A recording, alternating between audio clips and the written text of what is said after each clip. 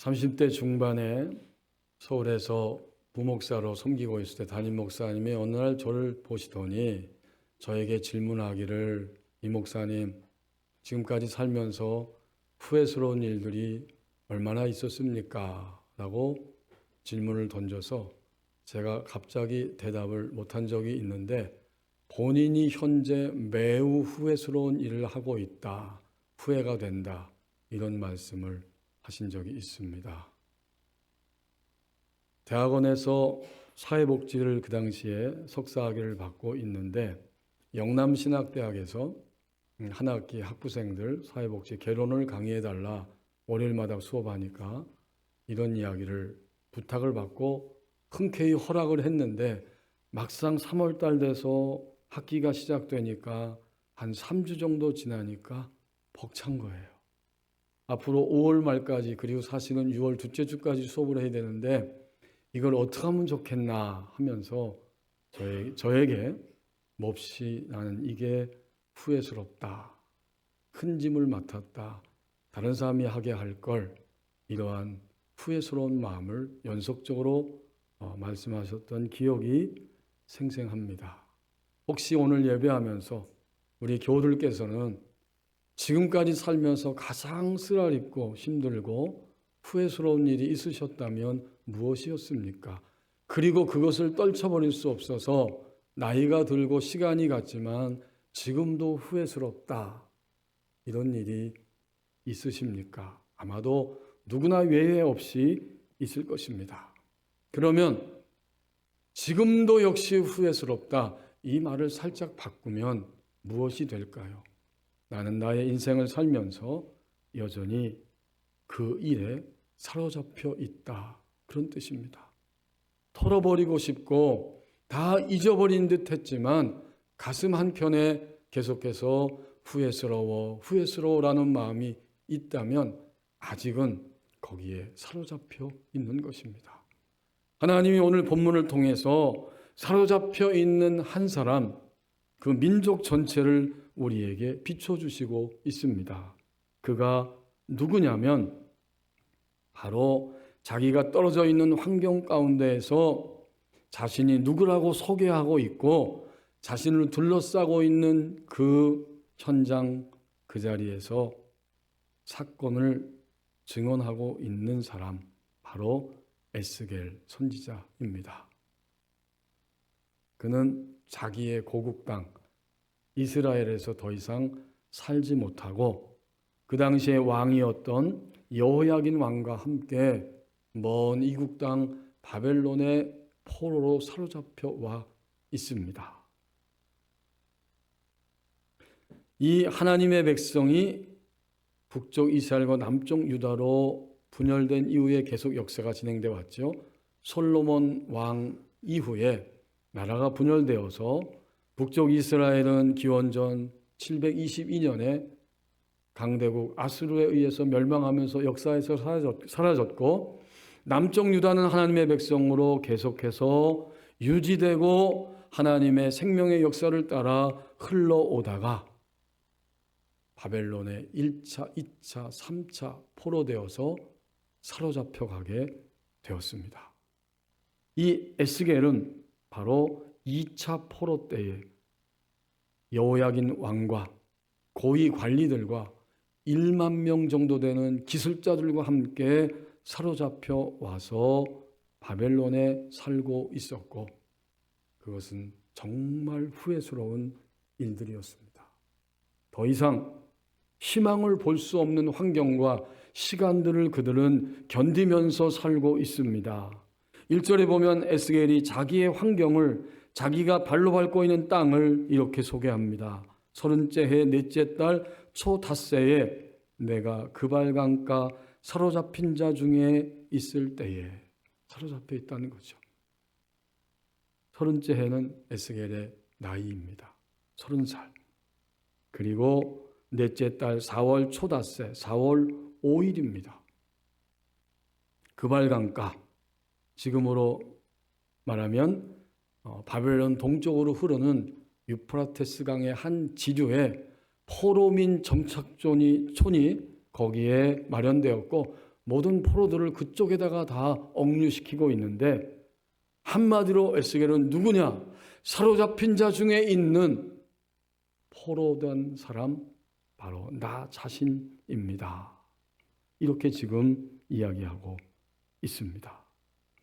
그리고 거기서 어느 날 보니까 하늘이 열리고 하나님이 사로잡힌 자 중에 있는 내게 다가오신다라고 증언하면서 에스겔서는 시작이 되고, 그리고 2절 말씀에서 가르쳐주고 있는 것처럼 결코 이것은 내가 잘못 본 것이나 착각한 것이 아니고 어쩌다 그냥 꿈에 본 것이 아니고 너무나 분명하게 보았다는 사실을 2절에서 여호야긴 왕이 사로잡힌 지 5년 그달 초닷새라라고 다시 한번 날짜를 정확하게 언급해 줍니다.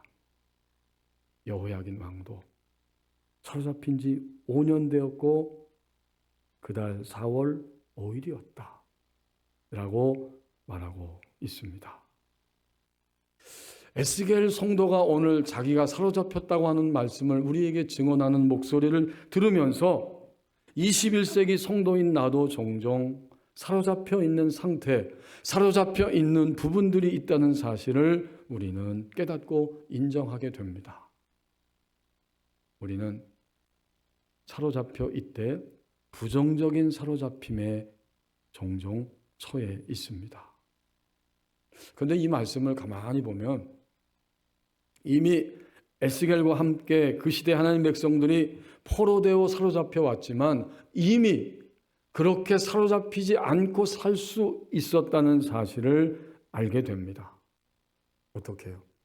하나님이 끊임없이 각 시대마다 선지자들을 보내셔서 경고의 목소리를 들려주셨고, 만약 지금 그 모습 그대로 그 자리에서 처해서 살아간다면 너희들은 반드시 사로잡힐 것이다 라고 경고의 목소리까지 들려주셨건만, 그들은 그 경고와 깨우침의 목소리에 귀를 기울이지 않았기 때문에 자신의 시대에 사로잡힐 수밖에 없는 오늘을 맞이하고 있었습니다. 이것은 그들의 삶의 결과예요. 이제 우리도 주님을 믿고 나서 오늘까지 살아올 때에 하나님 우리에게 목소리를 이미 들려주셨습니다. 하나님의 백성이 듣는 목소리는 이미 함께 몇 번 나눴지만 항상 3가지입니다. 첫 번째는 기록된 말씀, 강단을 통해서 선포되는 말씀, 그리고 모든 환경에서 내게 깨닫고 적용되도록 들려주시는 하나님의 목소리가 들려옵니다. 일부 예배 때는 여기까지만 말해도 아멘 했는데 아무도 아멘 안 하는 거 보니까 내가 지금 하나님의 목소리를 듣고 있어 라고 믿지 않는 것 같아요. 여러분 정말 그렇습니까? 아니에요. 하나님의 목소리가 들려졌기 때문에 이 공휴일 주일날 이 시간 좀 더 주무실 수도 있고 야외에 좋은 데에 나갈 수도 있지만 하나님의 목소리가 우리의 영 안에 들려졌기 때문에 적어도 나의 인생에서 주님의 날은 예배하는 날이다 라고 알아듣고 2부 예배에 찾아오셨습니다. 정말 저와 여러분 오늘 하나님의 목소리를 지금 듣고 있는 거예요. 두 번째는 나를 포함한 사람들의 다양한 목소리가 들려옵니다. 나도 사람이기 때문에 내가 나에게 내면에서 말하는 생각을 통해 끊임없이 말하고 있게 되고, 당연히 모든 사람들의 목소리를 우리는 일평생 들으면서 살아왔고 앞으로도 그럴 것이고, 세 번째는 믿는 사람들은 깨닫게 되는데 또 하나의 목소리는 사탄과 그의 졸개인 악한 영들의 목소리가 들려옵니다. 요즘은 시대에 따라서 이 무당분들도 얼마나 세련된지 몰라요. 도심을 지나가다 보면 여러분 보셨죠? 갓 신내린 동자. 나 무당이요라고 아무도 말 안 해요. 갓 신내린 동자라는 거예요.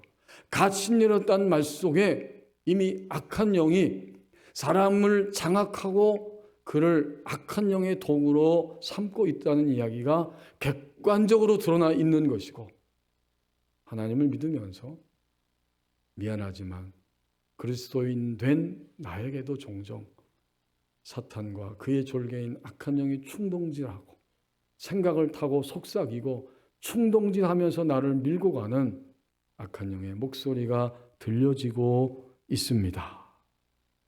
이제 우리는 지금까지도 이런 목소리를 들으며 살아왔고요.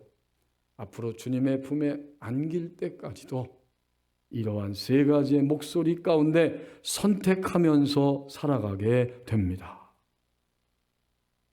지금 나는 누구의 목소리를 더 크고 분명하게 듣고 있고 그 목소리를 따라가는가? 이것에 의해서 믿음으로 사는 나의 삶이 여전히 결정적으로 결정되게 되어 있어요.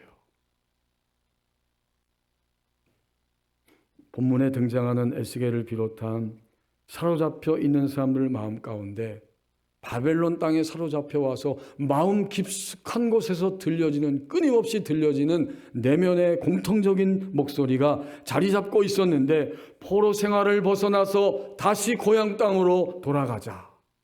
우리가 두 번째 포로 생활하고 있고 1차, 2차로 여기에 그발강가에 머물러 있지만 아직도 예루살렘은 건재하고 있고 하나님이 예루살렘을 이방 사람들에게 내어주실 리가 없어 라면서 그들의 깊은 내면에는 조금 있으면 바벨론 땅 여기에서 벗어나서 본래 우리가 있어야 할 정상적인 그 자리 예루살렘으로 우리는 돌아갈 수 있어 라는 목소리, 이게 그들의 내면 안에 깊숙이 자리 잡고 있었어요. 여러분 어떠세요? 이 목소리가 정상일까요? 비정상일까요? 이것은 당연한 목소리인데 당연하지 않은 목소리였습니다. 그들이 괴롭고 답답하고 고향 땅을 그리워하면서 쏟아내는 깊숙한 내면의 목소리이기 때문에 너무나 다양한 목소리이지만, 하지만 하나님의 목소리와는 다르기 때문에 결과적으로 궁극적으로 이 목소리는 당연한 목소리는 아니었어요.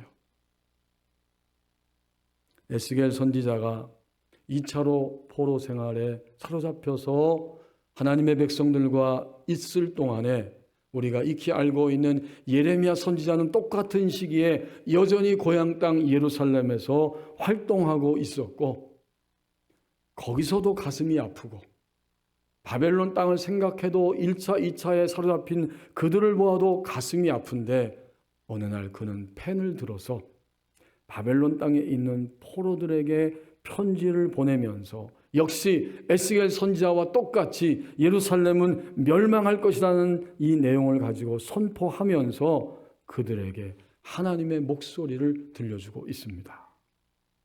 예레미야 29장 1절에서 10절 말씀에 그 이야기가 나오는데 1절, 4절, 6절, 10절을 제가 한번 읽어보겠습니다. 예레미야 29장 1절, 4절, 6절, 10절입니다. 선지자 예레미야가 예루살렘에서 이 같은 편지를 느부갓네살이 예루살렘에서 바벨론으로 끌고 간 포로 중 남아있는 장로들과 제사장들과 선지자들과 모든 백성에게 보냈는데, 4절 편지 내용이죠. 만군의 여호와 이스라엘의 하나님께서 예루살렘에서 바벨론으로 사로잡혀 가게 한 모든 포로에게 이같이 말씀하시니라. 6절에 아내를 맞이하여 자녀를 낳으며 너희 아들이 아내를 맞이하며 너희 딸이 남편을 맞아 그들로 자녀를 낳게 하여 너희가 거기에서 번성하고 줄어들지 아니하게 하라. 10절 말씀 내려와서 여호와께서 이같이 말씀하시니라. 바벨론에서 70년이 차면 내가 너희를 돌보고 나의 선한 말을 너희에게 성취하여 너희를 이곳으로 돌아오게 하리라. 그들의 내면에 깊숙한 곳에서 올라오는 목소리는 당연한 목소리였지만, 하나님의 말씀을 통해서 확인할 때 신자로서 성도들로서 그 목소리는 당연한 목소리는 아니었습니다. 거기서 번성하고 70년이 차면 70년 동안은 거기에 머물러 있어야 한다. 마침내 어떻게 되었을까요? 마지막으로 3차로 포로가 되어서 시드기야 왕을 끝으로 남유다 백성은 이제 바벨론에 사로잡히게 되었습니다. 모두가 다 그렇게 된 것입니다. 그러므로 부정적 사로잡힘이 여기에 오늘 본문에 등장하고 있습니다. 에스겔 선지자도 현재 갇혀 있기 때문에 부정적이고, 백성들은 갇혀 있으면서도 하나님의 목소리에 귀를 기울이지 않고 귀를 기울이지 못하고 자신의 목소리에 붙잡혀 있기 때문에 부정적으로 사로잡혀 있었던 것입니다. 여러분, 부정적 사로잡힘은 뭘까요? 그것은 당연히 그 상태는 근심과 두려움입니다. 그리고 최종적인 것은 타락함입니다. 왜 나의 생각과 다르지? 그래서 근심하는 거예요. 근심이 계속 진행되면 어떻게 돼요? 두려워지기 시작해요. 내 인생이 이러다 끝나는 거 아니야? 내 아들과 내 딸이 이러다가 망하는 거 아니야? 오늘 우리와 이 땅이 망하는 거 아니야? 부정적 사로잡힘은 근심에서 시작되고 점점 더 두려움에 의해서 장악되고 마지막에는 성도들이 타락하게 되는데, 그 타락성은 바로 하나님의 말씀에 동의하지 않는 것이고 하나님의 말씀을 수용하지 않게 되는 것입니다. 이것이 부정적 사로잡힘의 최종적인 모습이 되고 몸도 마음도 영도 상하고 눌린 상태로 살아가게 됩니다. 그런데 오늘 말씀을 다시 한번 살펴보시면 이 부정적 사로잡힘을 넘어서는, 이 부정적 사로잡힘에서 벗어나서 넘어서는 긍정적 사로잡힘이 드러나고 있습니다. 에스겔이 바로 그것을, 부정적 사로잡힘을 넘어서는 자의 모습으로 우리에게 등장하고 있지 않습니까? 그것이 1절 하반절이에요. 사로잡힌 자 중에서 부정적 사로잡힘에 있고 시간은 흘러가고 있는데, 그때 하늘이 열리며 하나님의 모습이 내게 보였습니다. 이걸 새한글 성경으로 좀 더 쉽게, 알아듣기 쉽게 번역하면 이렇게 됩니다. 1절 하반절은 나는 하나님이 보여주신 여러 가지를 보았습니다. 하나님이 보여주신 여러 가지를 보았다는 거예요. 사로잡혀 있는 그 자신에게 다가오시고 그 사건을 허락하시고 다루어 가시는 하나님의 관점을 볼 수 있는 시간이 되었습니다. 우리는 깨닫습니다. 오늘 내가 만약 부정적인 사로잡힘에 사로잡혀 있다면 그것으로 끝이 아니에요. 내가 부정적인 상태에 사로잡혀 있을 때 그 시간은, 그 장소는 하나님의 관점을 볼 수 있는 시간입니다. 지금 하나님의 관점을 이 에스겔 선지자는 보기 시작한 거예요. 그리고 보고 있는 거예요. 하나님이 그에게 다가오셨다고 증언합니다. 이제 우리는 기억하십시다. 오늘 예배에 오기 전 이 아침까지도 우리가 부정적인 상황에 사로잡혀 있었다고 할지라도 자기 정죄에 빠질 필요가 없어요. 또 너는 정말 되지 않는다고 속삭이는 사탄의 정죄에 우리가 귀를 기울일 필요도 없고, 심지어는 같이 사는 가족이나 성도들이나 그 누가 어떤 사람이 나에 대해서 정죄하는 것에 의해서도 그 정죄함에 떨어질 필요도 없습니다. 왜요? 오늘 1절을 보면 더 크신 하나님의 사랑이 있고 변함없는 하나님의 사랑이 그 사건 속에 다가오고 계시고 그 사건을 다뤄가고 계시기 때문입니다.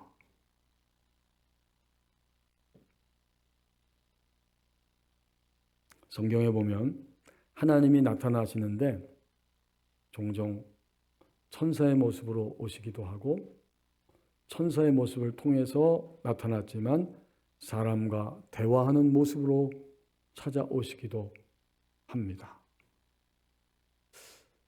여러분이 잘 알고 계시는 삼손의 가정에 삼손이 태어나기 전에 천사가 먼저 찾아왔어요.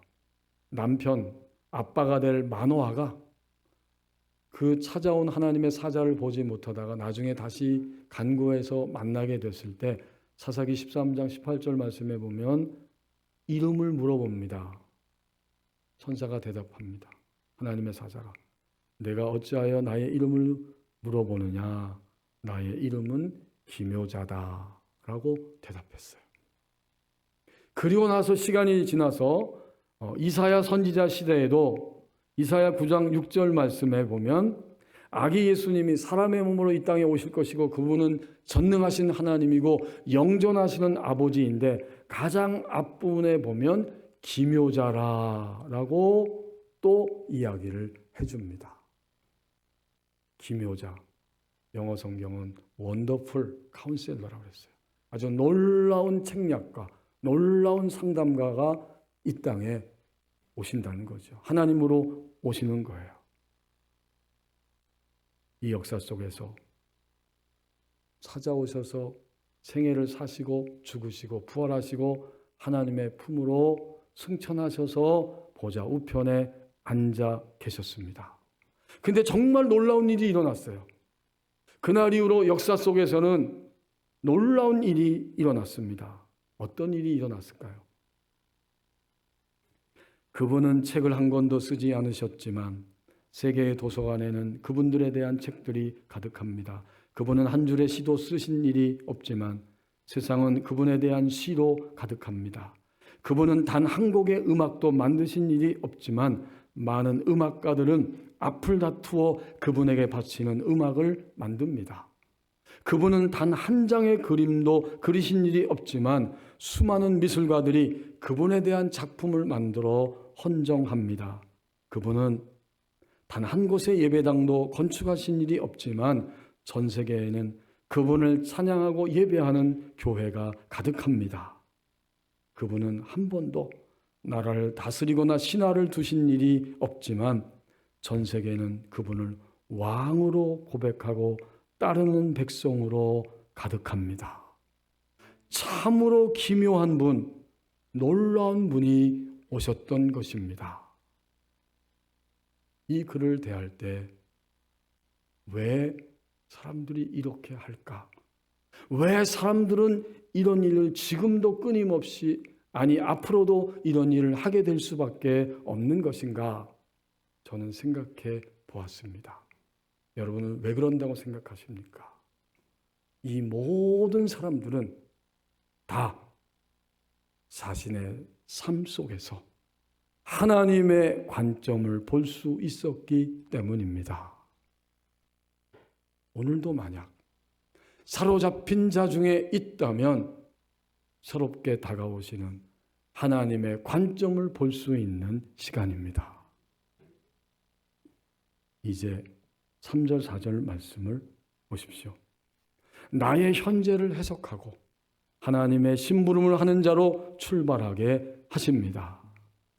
3절 4절의 에스겔은 반복적으로 자신이 있는 땅을 다시 한번 언급하며 갈대아 땅, 바벨론 제국이라는 거죠. 나는 거기서 그발강가 포로민들이 집단 생활하고 있는 곳에 있는 포로된 자라고 말하면서 나의 아버지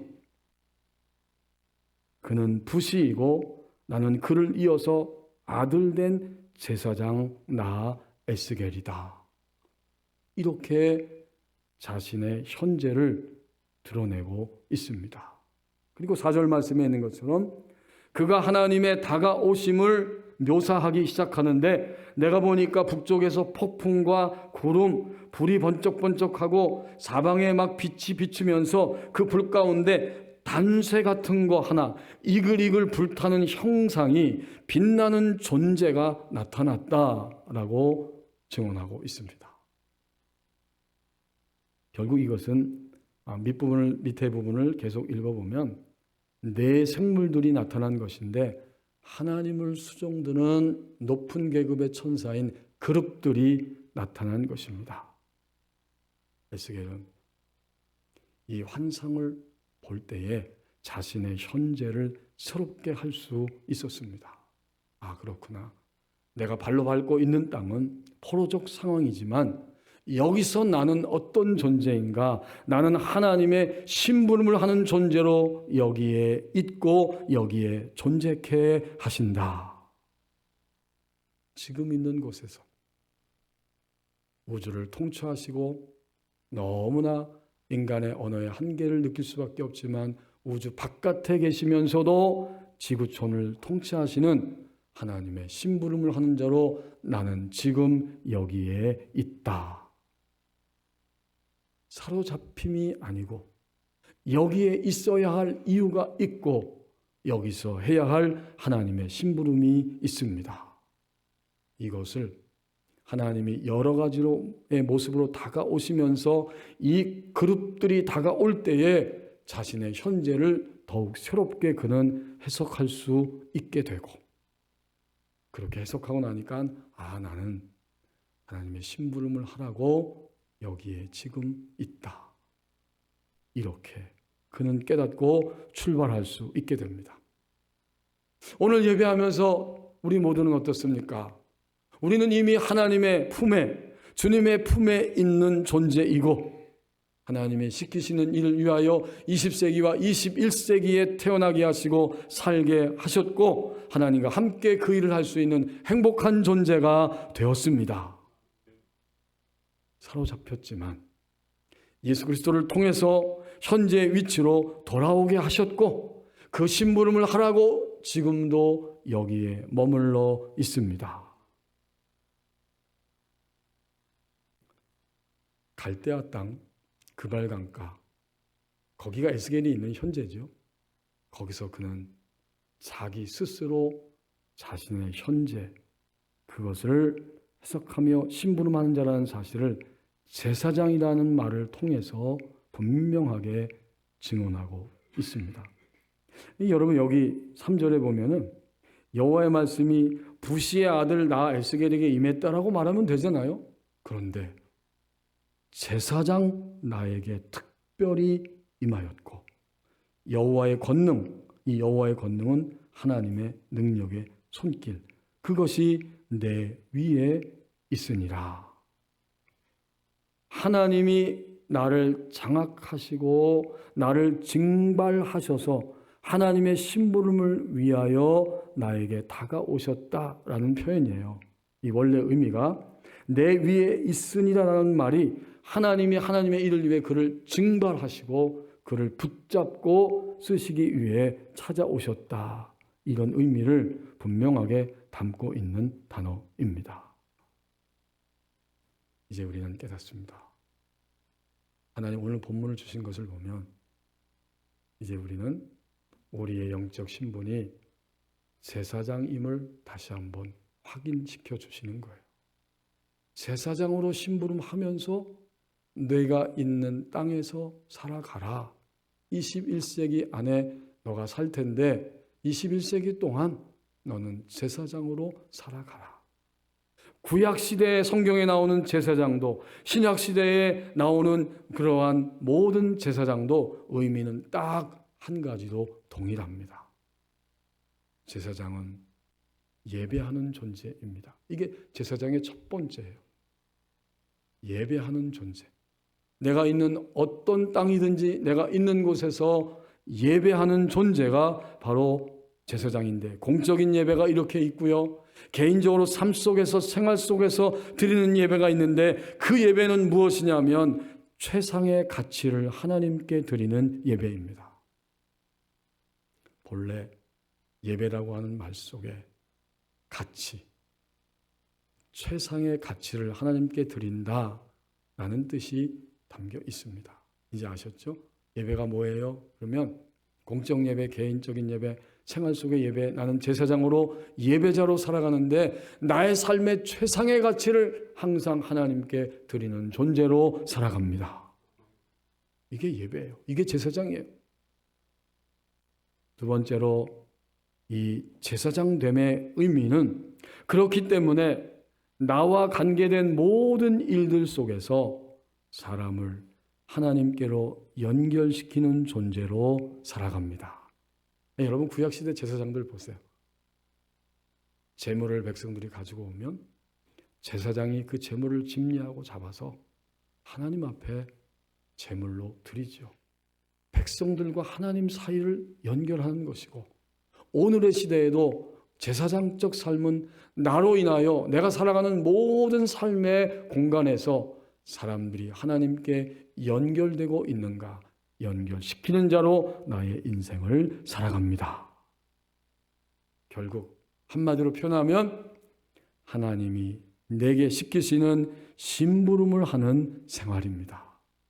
그래서 이 3절과 4절의 말씀을 통해서 에스겔은 자신의 현재를 새롭게 해석할 수 있었고, 하나님의 심부름을 하면서 포로된 자이지만 그 속에서 자신의 인생을 살아가도록 출발점을 다시 확인하고 나가게 되었습니다. 오늘 우리도 출발점을 다시 확인하는 거예요. 그리스도인들은 범사에 감사하라, 이 말씀을 잘 알고 있죠. 그것이 그리스도인의 삶 전체이기 때문에, 여러분, 범사에 감사한다는 말이 무슨 뜻이겠습니까? 저는 이번 주간에 그것을 다시 한번 또 새롭게 하나님께서 깨닫게 하시더라고요. 내가 예상하지 않은 일이 벌어져서 그곳에 가야 하고 그 시간과 장소에 가야 할 때, 여러분 어떠세요? 계획되지 않고 예상하지 않은 일인데 내게 왔을 때, 내가 지금 하는 스케줄도 있기 때문에 우리는 틀림없이 짜증나고 도대체 왜 이렇게 되었어? 라고 화가 나고 그런 마음이 드는 게 마땅히 그런 마음이 들 거예요. 하지만 범사에 감사하라는 말씀의 의미는 그런 모든 예상하지 못한 일과 원하지 않는 장소와 원하지 않는 사람과 우리가 맞닥뜨리게 되는 일이 매일매일 살아가면서 우리 인생 가운데 있었고 앞으로도 있을 것인데, 하나님이 그날은 그 시간 그 환경으로 나를 예정해 주신 것입니다. 내게 예정해 주신 시간이에요. 그렇기 때문에 거기서 내가 해야 할 심부름이 있다는 사실을 인식해야 합니다. 그러면 범사에 감사하는 자로 사는 거예요. 거기서 내가 당연히 계획 세우고 스케줄대로 살아가야 됩니다. 마땅해요. 그러나 그것과 관계없이 나를 몰고 가는 일들과 시간과 상황이 발생했을 때에도, 오늘은 여기서 하나님이 나에게 시키시는 심부름이 있다. 내가 이해가 되어도, 당장은 이해가 되지 않아도 하나님은 그날 그 시간표 속에 나를 두셔서 심부름을 하게 하신 것입니다. 에스겔은 사로잡힌 자 중에서 하나씩 하나씩 눈이 열리고 하나님의 다가오심 속에서 이 깊은 하나님의 마음을 깨닫고 알면서 마침내 심부름을 하기 시작했습니다. 에스겔이 무슨 심부름을 하는 걸까요? 에스겔서 2장 넘기시면 1절에서 4절 말씀에 보면 하나님이 시키시는 심부름은 이제 그 환상 가운데서 나타나시고 구체적으로 맡기십니다. 관점이 바뀌었기 때문에 2장 1절에서 4절 말씀, 그가 내게 이르시되 인자야 내 발로 일어서라 내가 내게 말하리라 하시며, 그가 내게 말씀하실 때 그 영이 내게 임하사 나를 일으켜, 에스겔이 주저앉아 있었던 것입니다. 그러나 일으켜 세우시면서 내 발로 세우시기로 내가 그 말씀하는 자의 소리를 들으니 내게 이르시되 인자야 내가 너를 이스라엘 자손 곧 패역한 백성 나를 배반하는 자에게 보내노라. 그들과 그 조상들이 내게 범죄하여 오늘까지 이르렀나니 이 자손은 얼굴이 뻔뻔하고 마음이 굳은 자니라. 내가 너를 그들에게 보내노니 너는 그들에게 이르기를 주 여호와의 말씀이 이러하시다 하라.